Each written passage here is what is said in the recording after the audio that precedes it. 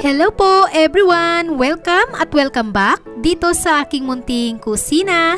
So for today's video ay gagawa o magluluto tayo ng cheesy kutsinta na pantay, makinis at walang butas sa gitna.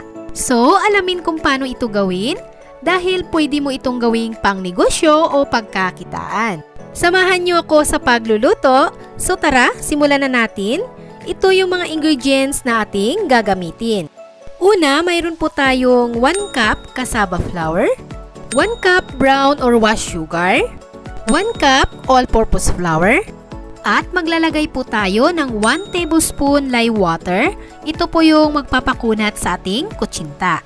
Next, yung ating 1 tablespoon atsuete or annatto seeds. Ito yung gagamitin nating pangkulay. Then, maglalagay po ako ng 2 sachet milk powder, 33 grams ang isang pack.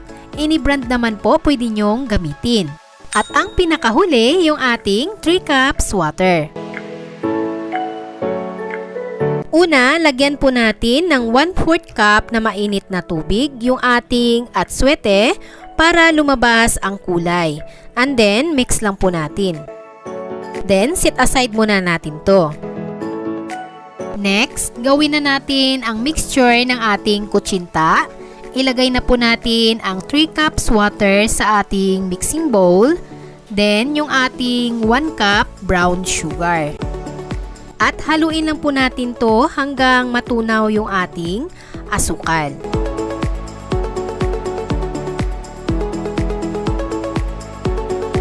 Kapag natunaw na po yung ating asukal, ilagay na po natin yung ating 1 cup cassava flour.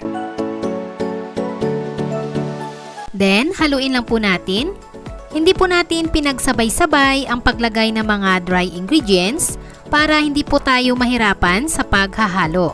Huwag po kayo mag-worry sa overmix kasi hindi naman masilan ang kutsinta. Ilagay na po natin ang 1 cup all-purpose flour. And then, mix lang po natin to hanggang sa matunaw. Habang hinahalo natin to, shoutout nga pala kay Bike Tayo. Hello po! Yung ating 2 sachet milk powder, ilagay na po natin. Any brand naman po pwede nyong gamitin kung saan kayo makakatipid. Then, mix lang po natin ulit hanggang sa matunaw or mag-combine yung ating milk powder sa ating mixture. Kapag mayroon pa pong mga lumps o buo-buo na maliliit, okay lang po yan kasi sasalain naman po natin tumamaya ang ating mixture. Ilagay na po natin ang 1 tablespoon lye water. Ito po yung gamit ko. Tamang sukat lang po ang ilalagay natin ha kasi pwedeng pumait yung ating kutsinta kapag nasobrahan ito. Then, haluin lang po natin para makombine yung lye water sa ating mixture. Last, yung ating pangkulay, ang atsuete mixture. Sasalain po natin para hindi sumama ang mga buto. Konti lang po muna ang ilagay natin. Then, haluin lang para makita kung okay na sa atin ang kulay. Kapag nakulangan ka sa kulay, tsaka kayo magdadagdag ng atsuete mixture. Okay na po ito sa akin ang kulay. Hindi na po ako magdadagdag. After po nating ma-mix, sasalain po natin to ng 2 beses para masala ang namuong flour. Simutin lang po natin. Ito po yung nasala nating mga buo-buong flour. Huwag nyo pong itatapon kasi sayang. Tunawin nyo po dito sa mixture ng inyong kutsinta.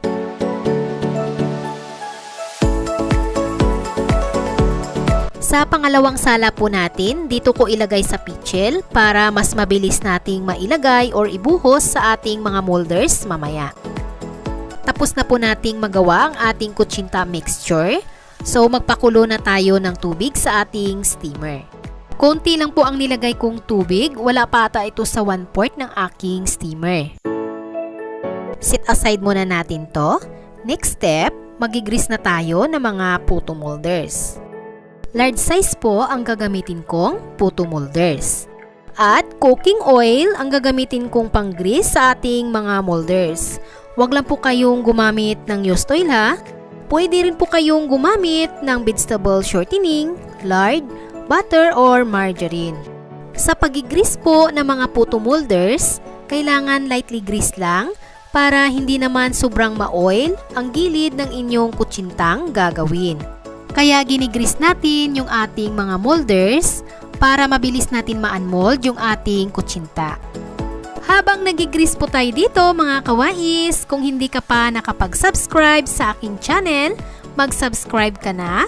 I-click mo na yung subscribe button and notification bell. Click all para updated ka tuwing may bago tayong videong i-upload.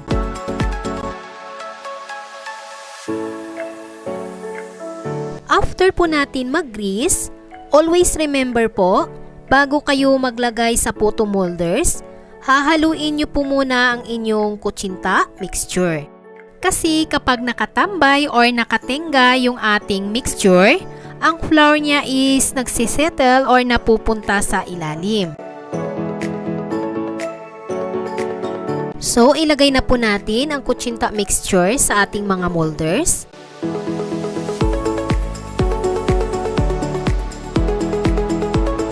Once na malagyan na natin lahat ng molders, isa lang na po natin agad. Kasi tulad nga po ng sinabi ko kanina, kapag nakatambay or nakatenga siya, ang flour is napupunta sa ilalim or tumitining. Kaya ang tendency kapag naluto na ang inyong kutsinta, magiging matigas ang ilalim at nagkakaroon ng butas sa gitna. Isa lang na po natin.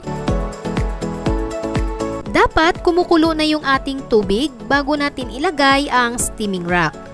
Huwag po muna nating tatakpan, hinaan po muna natin yung apoy tulad nito, parang nagiinin lang tayo ng kanin.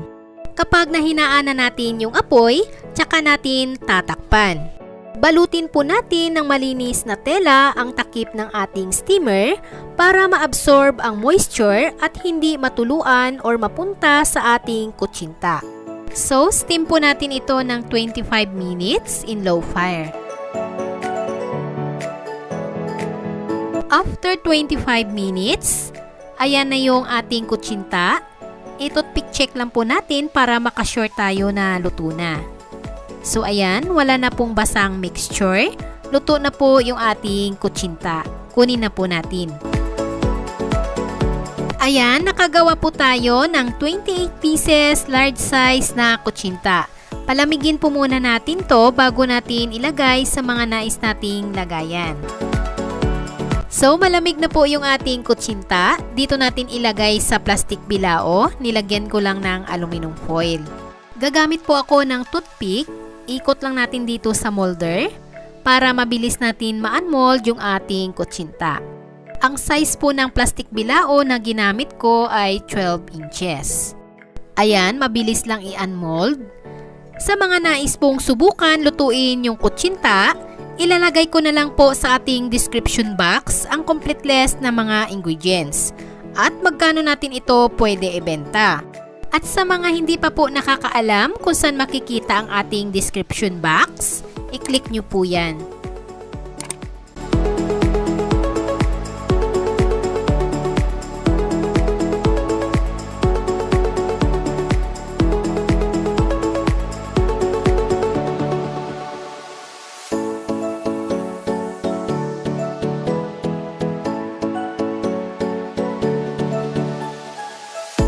Ayan, nailagay na po natin lahat sa bilao. Lagyan na po natin ng toppings. Grated cheese po ang ilalagay ko. Depende po sa inyo kung anong gusto nyong ilagay sa inyong kutsinta. Pwede rin po yung kinayod na nyog o kaya naman yema.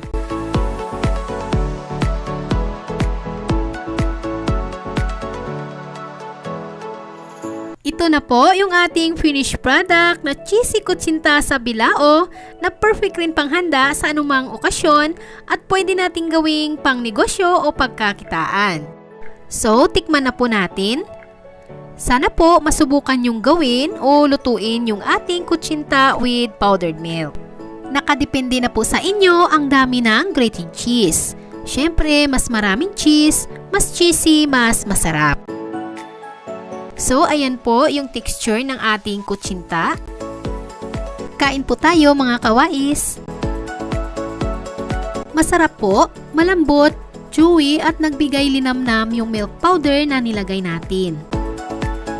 Sana nagustuhan niyo po ang bidyong ito at huwag pong kalimutan na i-like at mag-subscribe. So thanks for watching mga kawais. Until my next video, happy cooking! Ingat po kayo lagi! Bye-bye!